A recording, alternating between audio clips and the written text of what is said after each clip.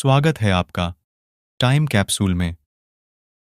यहां आप सुनेंगे इतिहास के पन्नों में खोए कुछ सुने अनसुने किस्से। बात है 28 सितंबर 1918 की।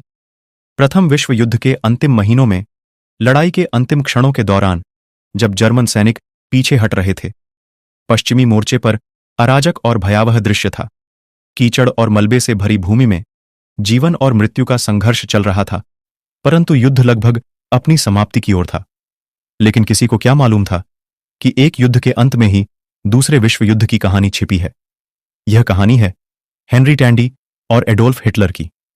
28 सितंबर 1918 को मार्कोइंग की लड़ाई के दौरान धुएं और गोलों के बीच आसमान धुंधला था। जमीन कांटेदार तारों और गड्ढों से भरी थी। ब्रिटिश सेना का जवान हेनरी टैंडी सतर्कता से आगे बढ़ रहा था। उसने संपूर्ण युद्ध में बड़ी ही बहादुरी से कई दुश्मनों का सामना किया था। लेकिन वह दिन कुछ खास था और आने वाले समय में इतिहास के पन्नों में दर्ज होने वाला था।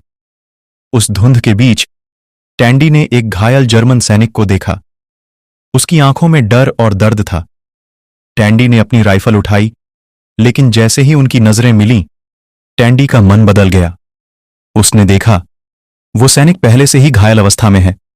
उसने सोचा दुश्मन भी इंसान ही है, इसीलिए उसने उसे जाने दिया। जर्मन सैनिक ने धन्यवाद में सिर हिलाया और गायब हो गया। साल बीत गए और दुनिया बदल गई। टैंडी अपने शांत जीवन में लौट आया। 1938 में जब उसने हिटलर के सत्ता में आने के बारे में अखबार में पढ़ा, तब उसे मालूम हुआ कि वह जर्मन सैनिक जिसे टैंडी ने छोड़ दिया था, वह कोई और नहीं एडोल्फ हिटलर था, जो अब जर्मनी का तानाशाह बन चुका था।